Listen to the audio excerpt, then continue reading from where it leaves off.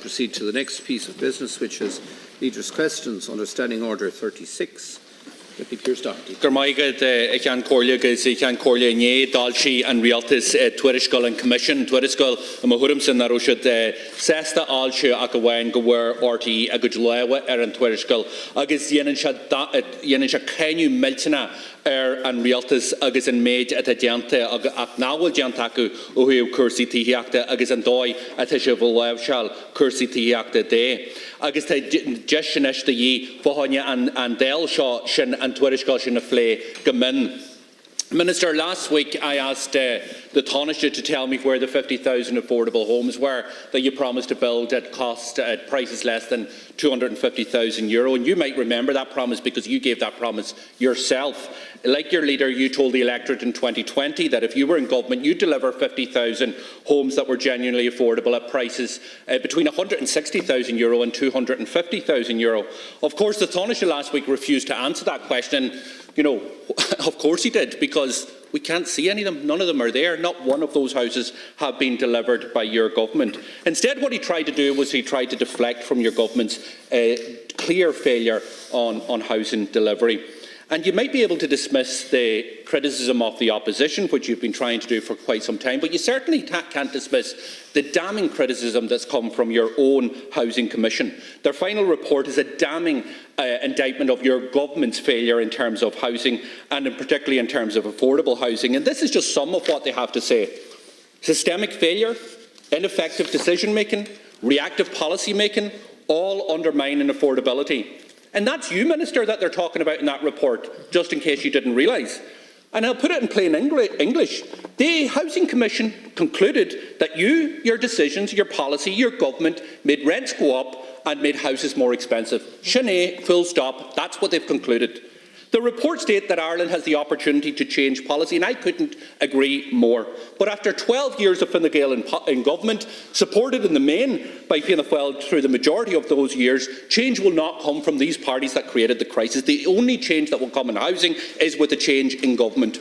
And of course, this report would never have seen the light of day if it wasn't for the fact that it was leaked to RT. And how do we know? Because you received the first report from the Housing Commission on the right to housing last August, Minister. For 10 months, you sat in that report. Why? Because your government is deeply divided on the issue. And giving the stinging criticism of your failing housing plan in the Commission's final report, I have no doubt that you would have done exactly the same thing to that report too. But thankfully, you've been forced to republish both reports in full. But you're a desperate attempt, and it is desperate, Minister, to spin the findings as an endorsement of your housing plan is not only dishonest, but it is also an insult to the hard work of that Commission. It is not credible, as you've tried to do, to claim that the majority of the Commission's recommendations are being progressed by your government. Are you trying to suggest that the Commission didn't know what they were talking about? Worse still, you're trying to bury both reports by referring them to the Housing Agency and an interdepartmental working group. So you're running scared of an open debate on this issue and on the Commission's findings. And is it any wonder, given what they've had to say in relation to your record in housing? So, Minister, given the significance of the Housing Commission's findings, will Government now schedule time next week to have an urgent and frank debate in relation to the stinging criticism in that report? Do you accept the Commission's findings in relation to your ineffective decision-making, your reactive policies that, in their words, are making the issues of affordability worse? And when you're on your feet, maybe you will answer me what your leader couldn't do last week. Where are the 50,000 affordable houses that you personally gave a guarantee to that would be delivered if you got into government? 50,000 houses that you said would be delivered at costs between €160,000 and €250,000 because a week on and we can't find any of them.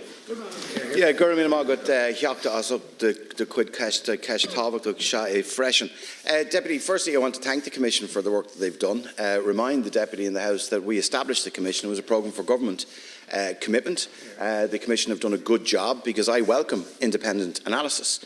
And that's in stark contrast to yourself and your own party, Deputy.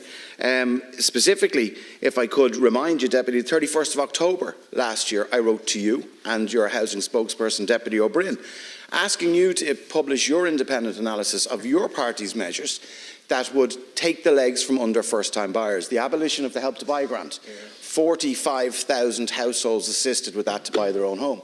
The abolition of the first home scheme that you railed against as well, nearly 10,000 registrations, 5,000 nearly approvals on that. The Land Development Agency, which is delivering homes, which your party again has said that you'd abolish also, and also the vacancy grant that you said you'd abolish. So on the 31st of October, Deputy, I wrote to you as the spokesperson on finance for your party, along with Deputy O'Brien, and I just said, just very quickly, you might at a minimum submit a comprehensive sectoral analysis of the impact of your proposed withdrawal of such supports and abolition of the LDA on housing supply as well as home buying. So I asked you that directly. No answer. I didn't receive a response. I even checked my email again. I checked the junk folder where I'd expect your policies to be in. And then I wrote back to Deputy O'Brien again on the 8th of January. 8th of January again. And I detailed all the supports that are working for first-time buyers to deliver the affordable homes that you say that you want. So again, I wrote to Deputy O'Brien and I said, Deputy, could you publish the analysis? And you might even go further than that. You might publish the Sinn Féin housing plan. The Sinn Féin housing plan that your party spokesperson said that he would publish over 12 months ago. So independent analysis, by the way, Deputy, I absolutely welcome, and it is a fact to say that over 70% of the recommendations made by the Housing Commission we've either done or are doing. And I'll give you a couple of examples. You may have heard the Chair of the Housing Commission today. So, Deputy, in your response, you might tell me, will you publish, one, your Sinn Féin housing plan, okay, two, the analysis of the impact it would have on first-time buyers by removing the very supports that are helping people buy their homes? Would you do that?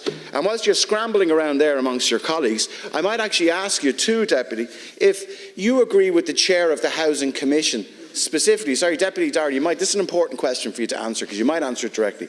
The Chair of the Housing Commission this morning. You see, here you go again. The Chair of the Housing Commission. It's not a fun. Hey, this isn't a laughing matter. Housing's important. We take it seriously. They're a very disorderly bunch, Count Corla. The Chair of the Housing Commission this morning, John O'Connor, who's someone I assume that you respect, said very clearly in relation to affordable housing, because you've selectively quoted from the report, and I quote, we should stick with it. And he was referring to the Affordable Housing Act and the measures that this government have brought forward that I've already mentioned. Further, he said, the most important thing now is consistency. And we know that you, in Sinn Féin, the main opposition party, will do exactly the opposite, because you will scrap all of the measures that are there. So, Deputy, I've published our housing plan. We're implementing it. The independent analysis of the forward-looking on housing over the next 10 years is published for all to see. It's there, Deputy. Where's your housing plan? Where's your independent analysis? And where are your supports for first-time buyers in affordable housing? Because they're not there.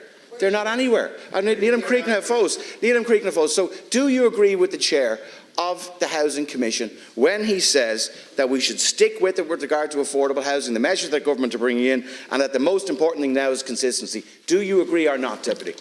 For 4 minutes, the Minister couldn't even get a couple of words to defend his own record. And I understand the trouble you're in, Dara. Because you know what I do agree with? I agree with the Housing Policy Commission when they said that there is a need for a radical reset in government policy. I agree with them when they say reactive policy making by yourself, undermining affordability. I agree with them when they say ineffective decision making. I agree with them that when they say, you can heckle all you want. You can heckle all you want. I agree with them when they say that there is insufficient progress, because I know the lived experience of people right across the state. Now, I asked you a simple question. Do you agree with those proposals? This is leaders' questions. Do you agree with those proposals? And I asked you a simple question as well. The same question I asked your leader.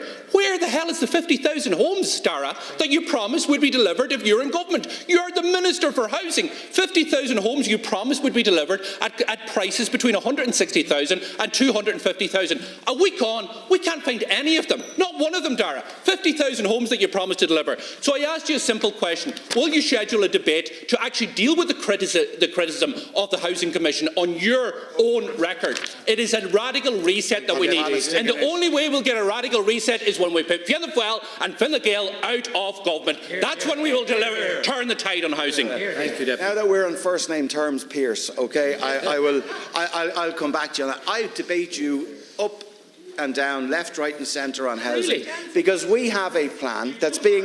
look, here, hold on. Would you stop? Stop.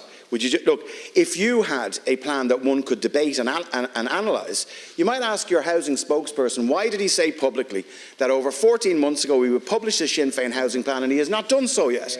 He has not done so yet. What would you replace the supports that we've brought in for first-time buyers, where we're seeing the highest number of first... You want to ask the questions from here, because this is leaders' questions. If you want to take over the opposition, we'll happily go over there and you can ask us the questions. But please answer the questions. It's leaders' questions. He's just trying to shout me down. He doesn't like what I'm saying. You're in government. You're not leader of your own party yet. You're in government. Okay. Sorry. This is important, Pearse. It is. Because answer the questions. What you're trying to do, Pearse, is you're trying to shout me... the Commission's report next week. Yes or no? Now. Yes or no? Can I answer the question? The debate next week? Okay. Yes or no? Sorry, that's a matter for the bit. Sorry, can I answer the question, please? Please do answer the question. Absolutely. Look, this is pathetic. Your behaviour is abhorrent, right? And I just say this to you: we support first-time buyers. We've delivered affordable housing, and we're doing that. We've delivered cost rental. We've delivered more new social homes than we've done for 50 years, even though your party of serial objectors there continues to object across the country. Now, I want to ask you a question. 12 of your deputies... Thank you, Minister. Claire Curran... Well, it's... No. If you tell me where any of the 50,000 homes are, any of them, tell me where the first 100 of them are, and I'll answer any of your questions. He's eaten into my time, right? No, your time is gone. You won't answer the question. Unfortunately, it is. But, Deputy, I'll debate you anytime, anywhere. It's a matter for the Business Committee, and I would welcome that debate again, because I debate with this man all the time, and he still has nothing to say, still has no housing plan. All he is he opposes everything. That's it. I will, of course. The members, please. And then ask your deputies why they keep asking me to expand the plans that I brought in. Look. Many of them are here. Many of them are here. Now, can we hear Deputy Bacik without interruption? The 50,000. Good man, Pearse. Well done. Well done. Count Corla, we're in the middle of a housing disaster. It's the greatest crisis facing the country. It's the greatest civil liberties issue of this generation. And it's really unedifying and unhelpful to listen to a shouting match between two men in this chamber, shouting, trying to score points off each other. That's not helpful for the over 13,000 people in homelessness. It's not helpful for the 4,000 children among that number who are in emergency accommodation. It's not helpful for the thousands of young adults living on in their childhood bedrooms, unable to move out, unable to secure affordable homes to rent or to buy, and to hear this level of barracking in the chamber. I thought we were better than this in this House, actually. I thought we were. So it's really not helpful. And I do think, Count Corliff, debates should be chaired in a way that enables respectful exchange of views. Let's disagree agreeably. Lesson on chairing. You might come and talk to me privately. I'd be more than happy to do that. I'm always happy to do so, Count Corliff. Thank you. But I think we need to learn in this House how to disagree agreeably, how to make points, substantive points, in debate in a respectful and courteous and civil manner. Minister, the report of the Housing Commission has dominated headlines. It's dominated debate, and rightly so, since it was leaked earlier this week. And it was welcome to hear the Taoiseach say he does not appear to challenge its findings which are clearly a searing critique of your government's policy on housing. Findings which are damning, in fact, of the Housing for All plan, a plan which you stood over again this week, and as you put it on Tuesday night, you said any plan worth its salt has review mechanisms built in. You said that's what the Commission's report was. But it's not enough just to have a review mechanism. Clearly, it's also important that you accept when the review is scathing and that you undertake to act upon the recommendations and findings in the review. And the Commission report makes clear that Housing for All is not working. The Commission has called for a radical strategic reset, for emergency action to address that massive shortfall of homes, over 250,000 homes, which are so badly needed for communities, families, individuals across the country. So, Minister, we've spoken before about the need to build more homes, and what we want to see you do in answer to that review is to publish your revised building targets without any further delay, because until those new higher targets are out, targets you accept need to be increased, There can be no ramping up by industry to prepare for them. And if we speak to anyone in the construction sector, anyone who wants to deliver homes for people in our communities, they tell us they want to pivot from building offices to building homes, and they want supports for doing that. Supports to enable them to build the houses and the apartments that people so badly need. But so long as building targets remain inadequate and low, they're left playing a waiting game. So I'm appealing to you again, act on the review, act on the Housing Commission's report, publish those revised targets and publish Deputy. them now. The time is up. Thank you very much, Deputy Bacik. Just to say... Deputy Howland, please. Some get a second. Sorry? I said some get an extra minute and some get an extra second. Yeah. Well, the Deputy called for more powerful, forceful chairing, so I'm ensuring that she has what she looks for. Okay? Can we hear you now? Sure, of course. Deputy Bacik, thank you for your constructive question here today. Firstly, to repeat, I thank the Commission for the work they've done. 3 years in preparation of a report to take a long-term view on housing. And it was looking right the way back to 10 years of significant undersupply, looking at things like affordable and social housing. One of their recommendations, many of them, are actually implemented already. I'll give you an example of one of them in relation to the 20% provision on social and affordable housing, which I changed in this House. I reversed the decision made by a previous Labour minister to go from 20 to 10, and we've gone back to 20%. But, having said that, to answer your question directly with regard to revised targets, I have always said that we would publish revised targets once we've the work of the Housing Commission, which we have now, and assessed properly, the work of the ESRI, so it will be this autumn. I'd say this to you too, Deputy, that any target we've set heretofore has been a floor, not a ceiling. In the first 2 years of Housing for All, we've exceeded our targets substantially, and since this government came into office, we've delivered up to Q1 this year 110,000 new homes, and that doesn't take into account the vacant homes we brought back into use. We've social housing at a rate we haven't seen for 50 years, affordable homes for the first time in a generation, and cost rental, which you and your Labour Party colleagues do support, and I welcome that as well, ramping up at scale now, a new form of housing tenure that's there. Do we need to do more? Of course we do. And I've always been ambitious beyond our targets. And I think the Deputy will agree for any government, be that this government or any future government, is that the targets that we set have to be based on critical analysis. And we have the Housing Commission report now, which I've published in full. And many of those matters, like the shared equity scheme supports for first-time buyers that I tried to address to the previous Deputy, have been called for by the Commission, particularly around the Affordable Housing Act, where the Commission say, I want you to stick with it, that we need consistency there. There are other elements as well that, of course, I'll examine in detail. I've had the report just 14 days. The 8th of May, I received the report, and I think the report deserves more than 14 days of consideration after them spending nearly 3 years in doing the work. So, directly to answer your question, I've always said, prior to this report, that we would come forward with revised housing targets for the remainder of this decade in the autumn of this year, and I intend us to do that. But in the meantime, what we're doing is ramping up delivery this year. So last month alone, we saw 18,000 new homes commence in 1 month alone, breaking all records there. And we've a significant target this year of over 34,500, and I intend for us to exceed that this year, and to exceed it substantially.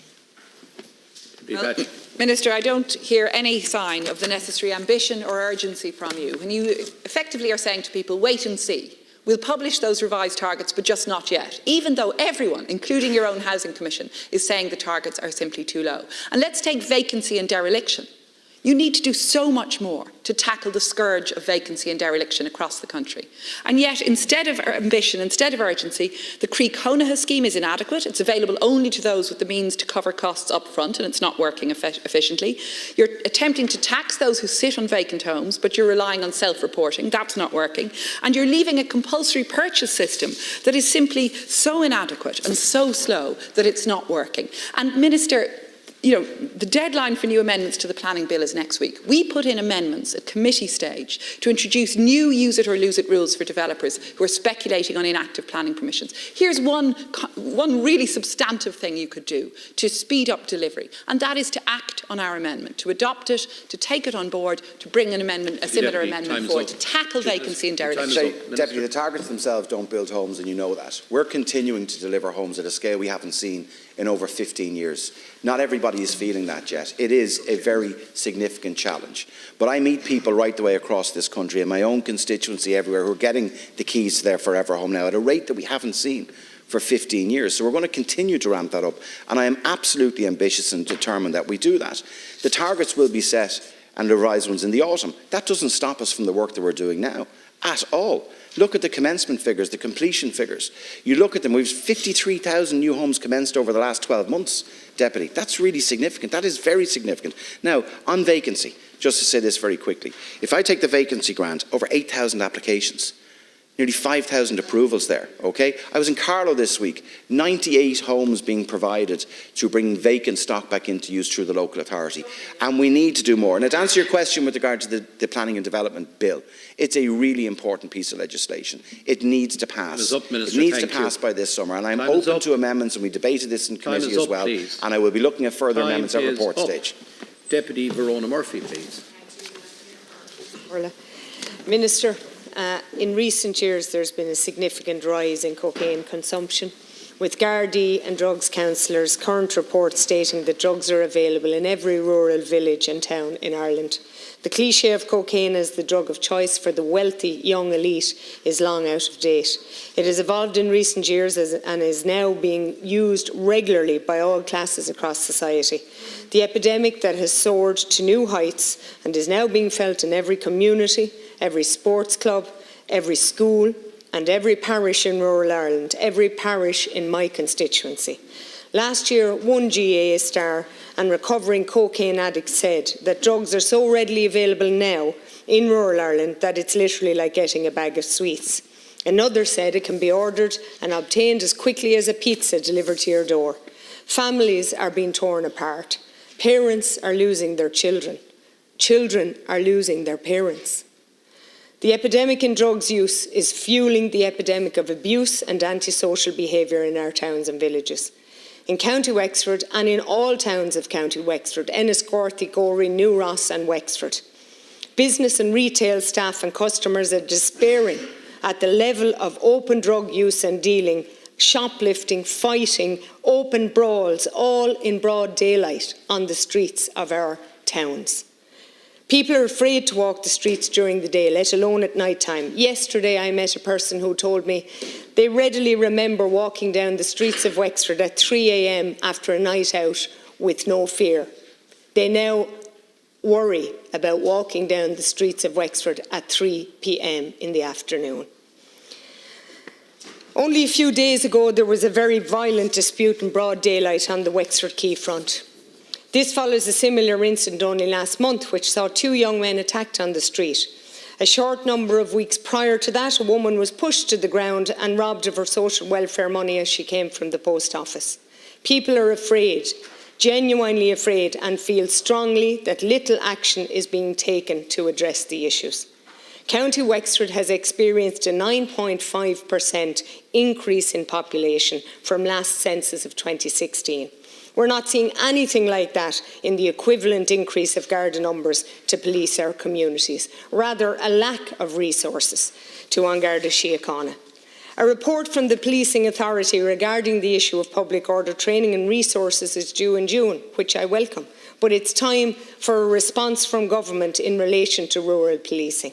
The Coastal Watch programme, launched by Gardaí to curb the threat of drugs being landed along the coastline, is welcome.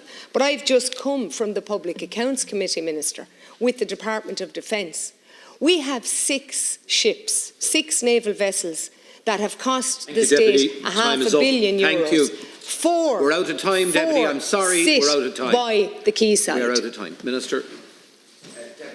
For raising this very serious issue, particularly I want to address the issue of drugs and antisocial behaviour first, and I come from that with some degree of knowledge myself. I chaired up to very recently for 10 years the Regional Drugs and Alcohol Task Force in North Dublin, and I've seen at first hand the damage that illegal illicit drugs can do, and indeed legal drugs such as alcohol can do to our young people and not so young people as well.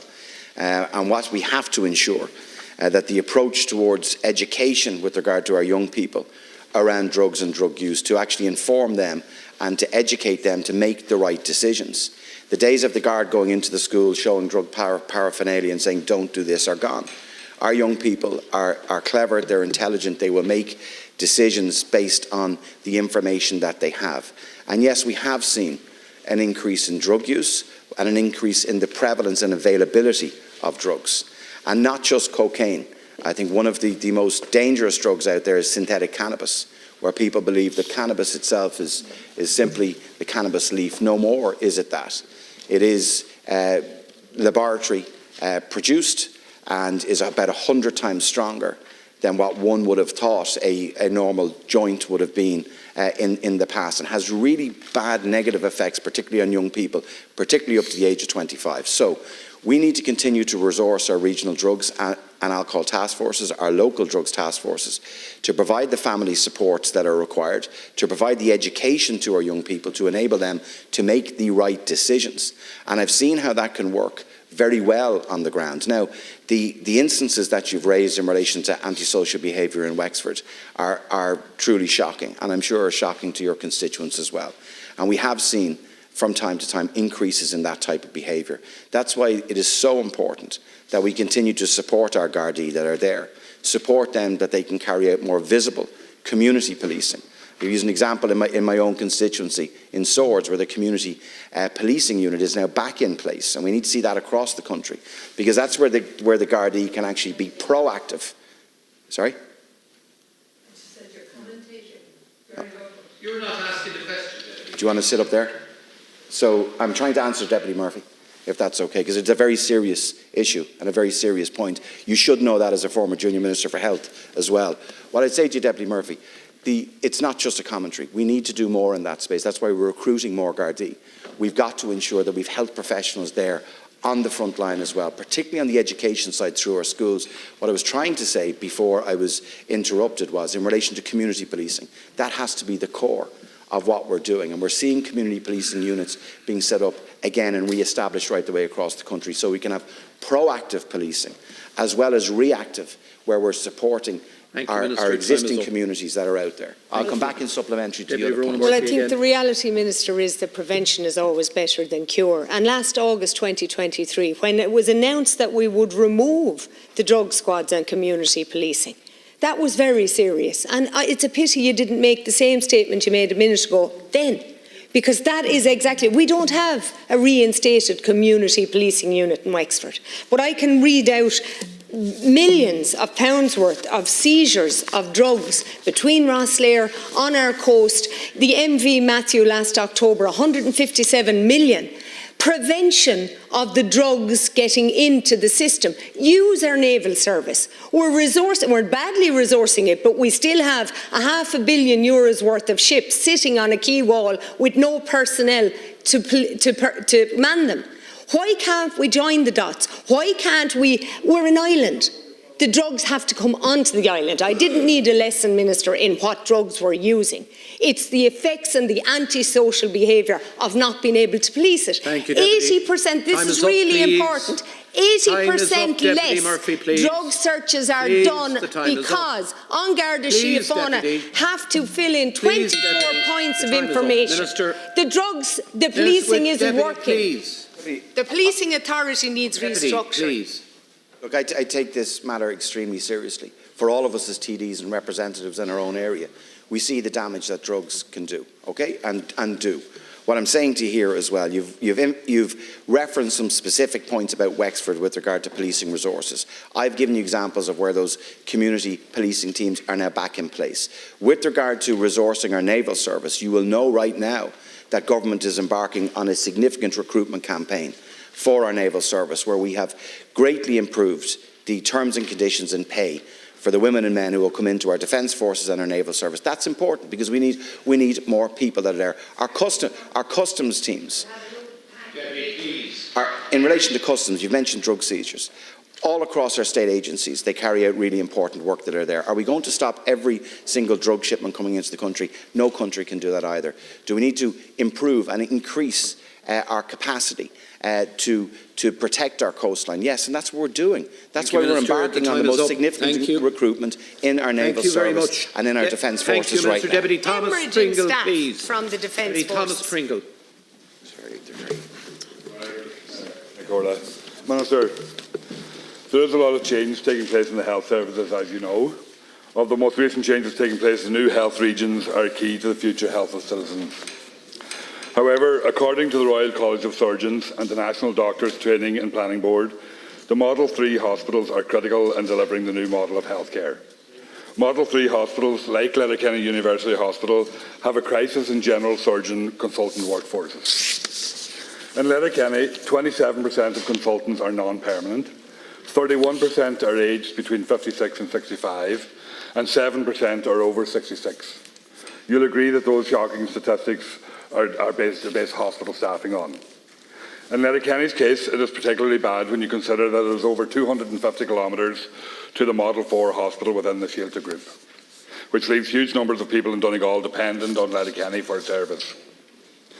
The Model 3 Hospitals report, which was done by the HSE, the Royal College of Surgeons and the National Doctors Training and Planning Board, lays out a process to counter the change needed. And as Colm Henry, Chief Clinical Officer of the HSE, states in his introduction, it lays out in stark terms for the first time the challenges facing Model 3 hospitals in the successful recruitment and retention of consultants. The report states that the public is entitled to the same high standard of medical care across Ireland, regardless of their location. I definitely agree with that, as I'm sure you do as well. With 24% of consultants on non-permanent contracts at Model 3 hospitals, that is twice the level that is in Model 4 hospitals. The report recommends that a Model 3 implementation project is established as soon as possible, with a timeframe of 18 months for completion.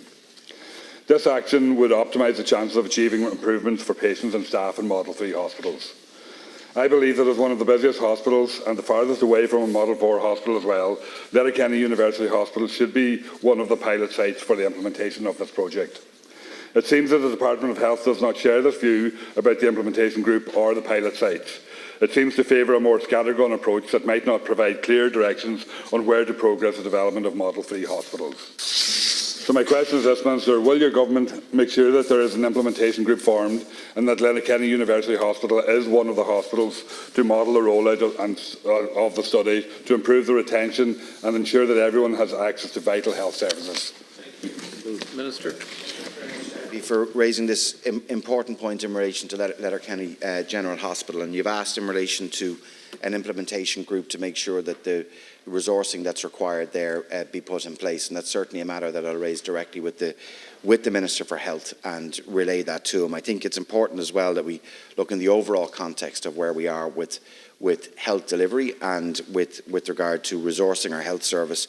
You'll know this year that we have a health budget of just short of €23 billion this year, and that's an increase of 7.7 billion from 2019, and that has seen a very significant impact in relation to achievements that Ireland has made in health outcomes across the country. Life expectancy is above 82, our mortality rate fell by 10% just over 1 decade, and all across the health service we're looking at additional resources that are needed and are put in place. So we've about 28,000, well exactly 28,480 more staff working on our health service than there were at the beginning of 2020. 9,600 additional nurses, 4,200 health and social care professionals, over 3,000 new doctors. And about 45% of the consultant contracts now are the new public health contracts where consultants have signed up to. Now there are areas, and you've detailed here, you have raised in the House in some detail some of the challenges that you have in Letterkenny General Hospital and Model 3 hospitals as well. We want to make sure that our health system is resourced all across the 26 counties of the Republic, and funding this year has been made available for an additional 3,000 staff, and the HSE has been instructed to start hiring those staff.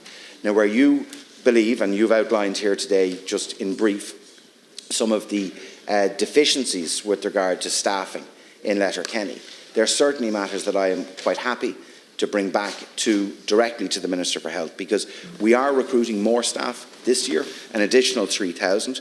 We've done many other things as well to help our patients. We've removed inpatient hospital charges, the biggest expansion of access for GP care, which is really important too, is that people can get the health services at the initial point through their GPs as well.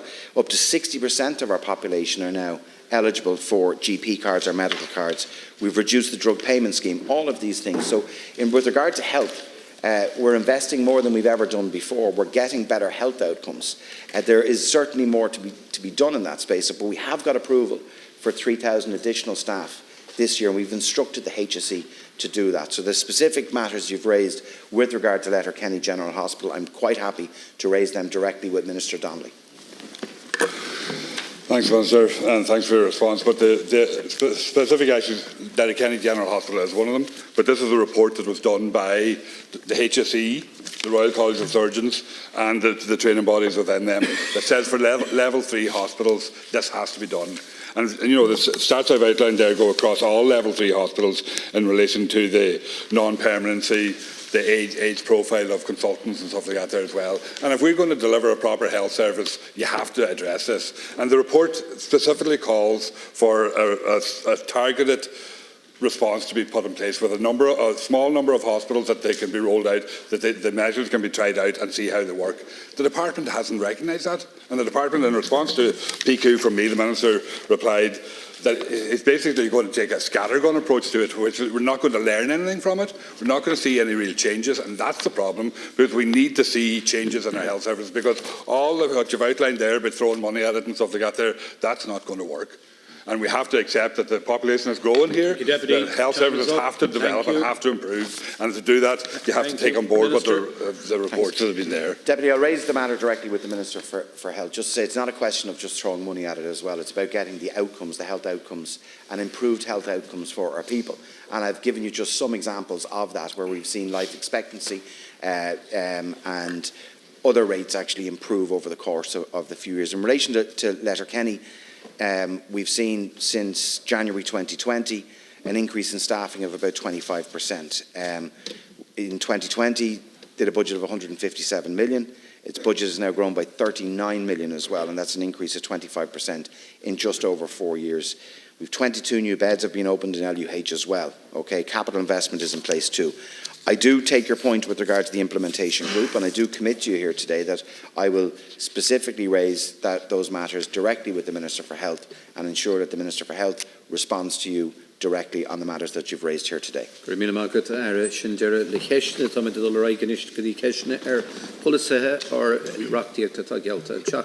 Doherty. Minister, the Credit Union Consumer Sentiment Survey has shown this week the impact that families are under as a result of the cost of living pressures. Now, some of those pressures are brought on by your own government. Last month you increased the price of petrol and diesel. You plan to do it twice more after the local elections. But insurance prices are increasing at an alarming rate, and while the insurance companies are making bumper profits, in 2019 the Taoiseach gave insurance companies 6 months to reduce their costs, or else he said the government would take action. Since that time, insurance costs for businesses, for sports clubs, for community groups didn't go down. They actually went up by 15%. We also see motorists are being ripped off, with premiums increasing every single month in the last 10 months. The benefits of all the reforms that have been passed have been pocketed by the insurance industry to boost their profits, and I warned you of this. I warned your government of this. So my question is, will you now stop opposing my legislation that is currently before the Finance Committee that will hold these companies to account to ensure that they pass on their savings to the consumers instead of boosting their own profits? Thank you, Deputy Minister. Thanks, Deputy. Look, the matter of insurance reform is a really important one for this government, and we've been embarking on that further reform. We want to make sure that consumers out there get proper value for money and where cost reductions are passed on to them. That's why Minister Neil Richmond has just recently met the insurance sector again, and they're to report back to him within 2 months, because we want to see premium cost reductions passed on through premium reductions to consumers as well. We made significant changes over the last number of years with regards to ensuring that the claims that are made and savings on that as well are passed on to consumers too. So Minister Richmond is engaged directly with Insurance Ireland, the insurance sector. They have 2 months to report back to him, and I'm certain that that's something that will be brought to the House and indeed the Finance Committee. Minister, I want to raise again the plight of thalidomide survivors. They've been waiting over 60 years for justice, and they have become desperately frustrated. They're urgently seeking a government commitment to re-engage with them, to achieve a resolution, to seek a state apology and a compensation package, a fair deal. I've been raising this consistently for some time now. I know you met with Finola Cassidy from the Irish Thalidomide Association last week. I want to pay tribute to her and to her colleagues for their advocacy, but she tells me just how deeply anxious they are to reach a resolution. And I'm seeking, Minister, from you a commitment from government that you will engage with the association in order to achieve that resolution. There's been positive noises in recent weeks on this, but I am asking for a commitment from you. Thank you. Minister. Yeah, Deputy, I'm glad that you've raised this here this afternoon, and indeed I met with Finola again last week myself, and I know government ministers and Minister Donnelly has been engaged. I want to see the process being restarted. Last year is, in fairness, the facilitation process, which is a confidential process, made a lot of progress, and that has stalled now. And I earnestly want to see that restarted now. Finola and the members of the Irish Thalidomide Association, I believe, deserve for that to happen. There, we've got to agree what the process is to restart that. The confidentiality aspect of it is very important. I know Finola and others completely agree with that. That we can move towards ensuring that each survivor is actually looked after appropriately. We have brought in a range of supports, as you know, in time, and they have been welcomed. But I really do want to see that process restart. And I'm glad you've raised it here today. And I will speak directly to the Minister for Health, which many of us have been doing. And I know he's committed to moving this on too. Deputy Shortall. Thank you. Minister, I want to raise the long-awaited new National Children's Hospital. And, you know, we're all waiting for that. It can't open soon enough. And there are promised 380 beds in that hospital, and that's been the understanding all along. Just this week, CHI launched an update video on the hospital, and they referred to 300 beds. Now, I want to know if you can clarify, was that an error made by CHI? You know, and obviously that would need to be corrected. Or are there any circumstances in which the number of beds could have been reduced from 380 to 300? Because, I mean, that would be entirely unacceptable and a major problem. So I'd just like to ask you if you can clarify that either now or if you can come back to us with clarification later in the day. Yeah, I think, Deputy, just to be clear, and thanks for raising the issue. I'll get further clarification for you directly from the Minister for Health, but my understanding is we have 300 individual inpatient ensuite rooms, each of which has its own place for parent guardian to sleep. On top of that, we have 60 critical care beds and 20 CAM beds. So that's 380 beds. So I haven't seen the video myself. They may have just been referring to that 300, but very clearly I'm saying to you, the information that I have here today is 300 individual inpatients, 60 critical care beds and 20 CAMS beds and 93 day beds on top of that, I would say too. But I will raise it directly with Minister Donnelly. Thank you. McBarry. Minister, last night the Irish Congress of Trade Unions described your small business supports package as being anti-worker. Your government promised workers that the number of statutory sick day leave days would rise next January from 5 to 7 and again January 12 months from 7 to 10. Now you say you, quote, will review ESRI research on the impact of statutory sick leave before deciding on any further increases.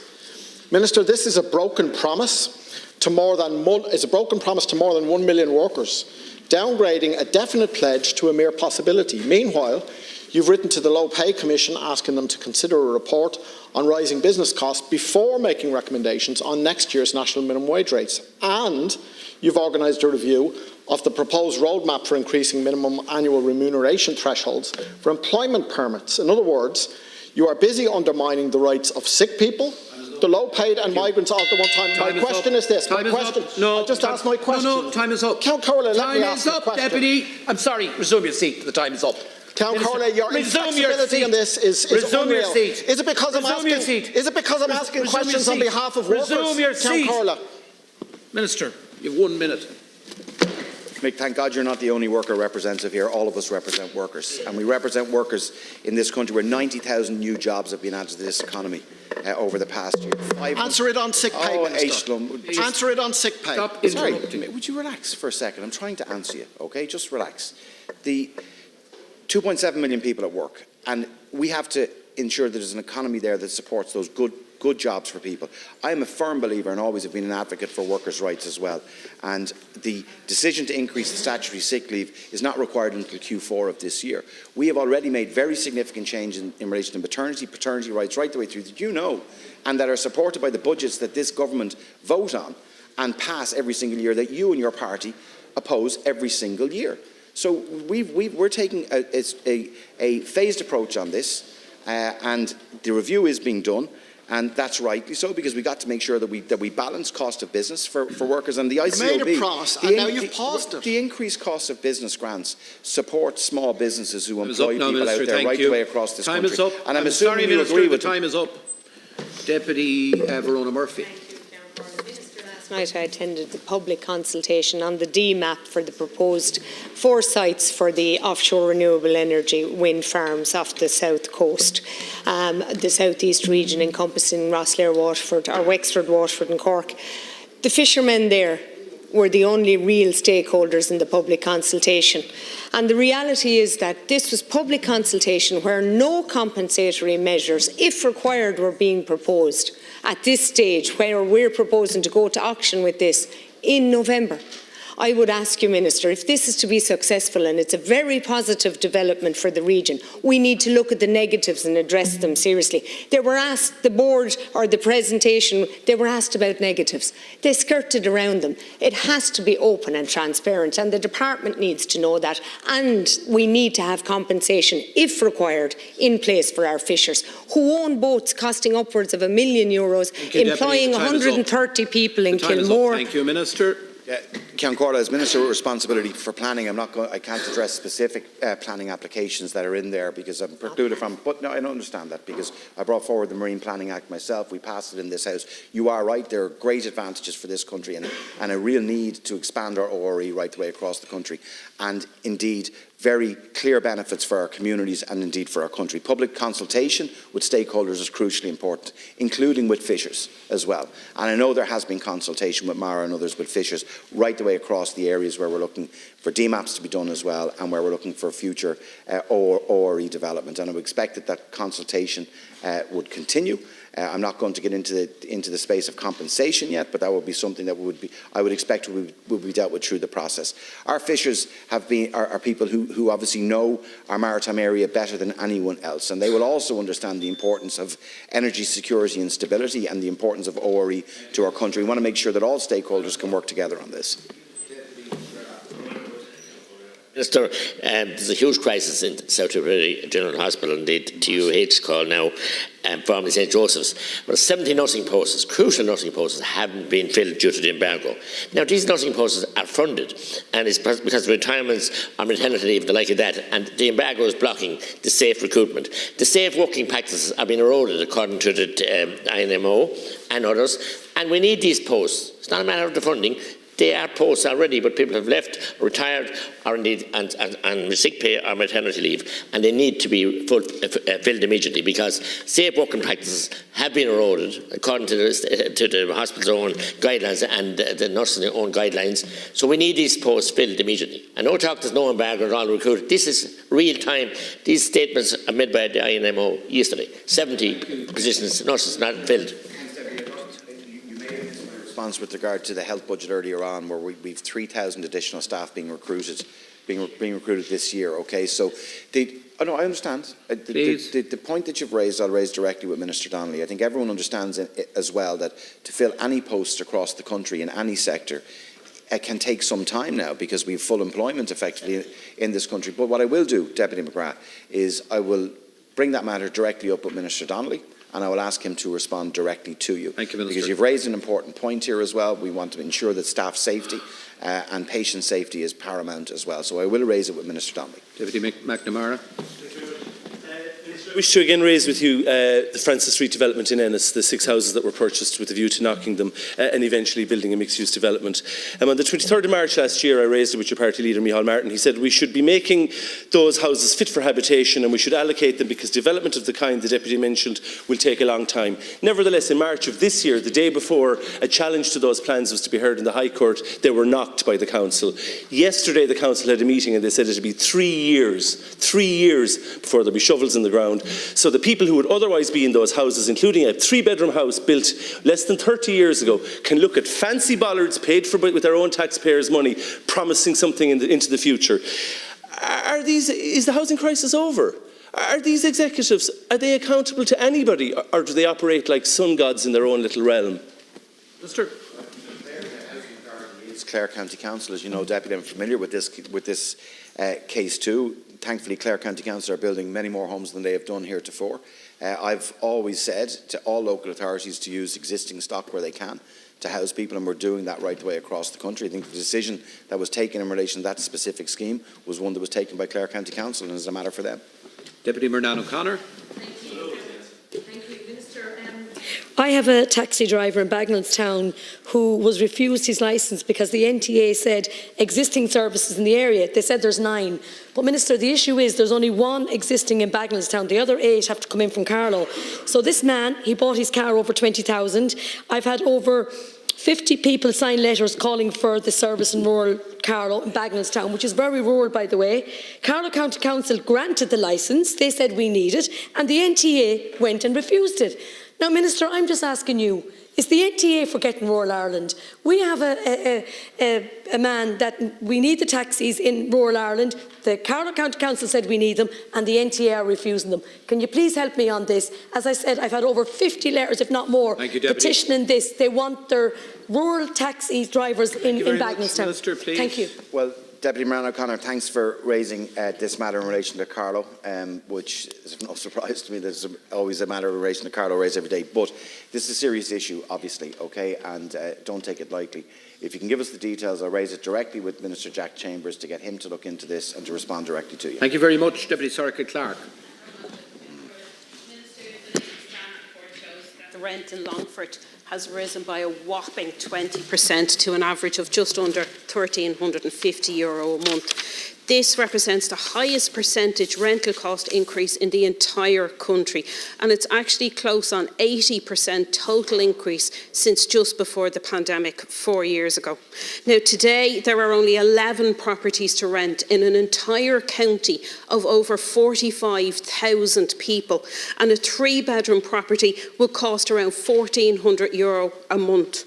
Even if they can get a viewing, working families simply cannot afford these prices. It is crippling those who simply need somewhere to call home. And if you speak with industry, they will tell you exactly the same thing, because it is crippling their expansion plans also. The median income in Longford is €36,000. These prices are just not sustainable. What do you intend to do to address the increase? What we intend to do is to continue to build on the progress that we're making. I've been in Longford many times as well and across the country, and we've been dealing with 10 years of significant housing supply. But thankfully, Deputy, since this government came into office, we've delivered 110,000 new homes. I've been in Longford many times. I've seen the fantastic new homes being built there as well. And we need to keep working and double down to keep working to deliver more homes for our people. We're never going to turn this around in 2-3 years. We have a plan that's backed, that's being implemented, that's financed, in stark contrast to your own party as well. And the supports that we brought forward, like the waiver of the development levies, which your party opposed, and then the following week came back in and said, you know, oh no, we don't oppose them, we'll actually bring that in as well. So I think, to be fair, Deputy, it's a very serious issue.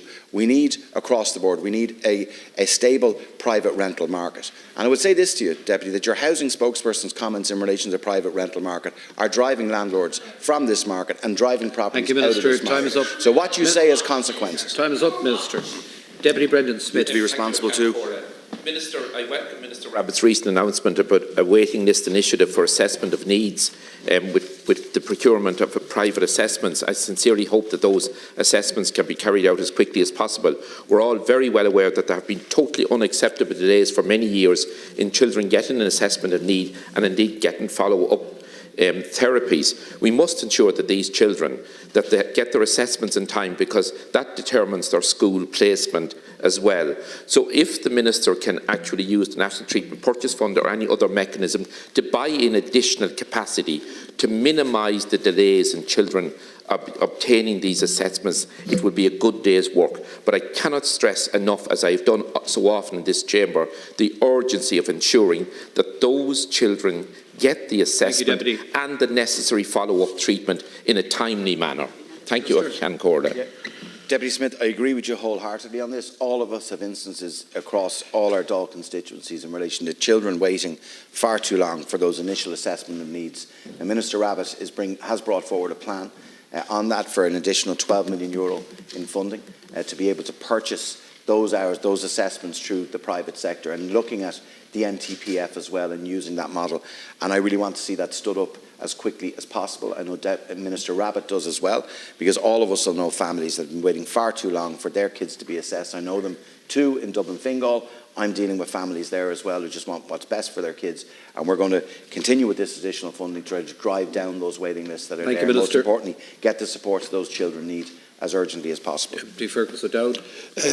Minister, Zero O'Hare Stratton came to Drogheda over 33 years ago. She came with the medical missionaries in Mary. She qualified as a nurse and has a master's degree in hospital administration. She got married. She has 4 children. 2 are doctor, 1 is a dentist, and her son, in his first year in university, actually represents Ireland internationally in athletes. She's a fantastic woman. She set up a group called Hands for Unity, which brings all communities, all races, all religions together in Drogheda. She's standing for Fine Gael in the election locally, and last week over her poster, the Irish Freedom Party put their meme, as we know, their Ireland is full over a poster. But what she said on her post was that sometimes memes just write themselves. Now, there's a lot of racial abuse being hurled at candidates of different colour and from different countries and different religions. It's important that we, as a Parliament, regardless of parties or none, we must stand up and condemn it. And we must condemn these actions. Thank you, Deputy. And Time is up. Minister, please. Yeah, Deputy, I've seen that, what Zero O'Hare Stratton and the attacks on her and on her campaign as well, with these racist tropes that are being thrown at people, new Irish people, new communities, and thankfully we've more people from our diverse society now running for local authorities across all parties and none. I think all of us support that, and I certainly do. I have to say, these type of attacks on campaigns and even abuse that's been hurled at candidates, regardless of backgrounds, is absolutely abhorrent and should be condemned by every single party and member of this House. And I certainly want to wish Zero O'Hare Stratton all the very best for her campaign, and to say to her to keep going, as I know that she will, and I know other candidates will, right the way across, like our own candidate in Limerick, Susie, who put up with some awful abuse, her and her team. And I think all of us got to stand united against this type of racial abuse.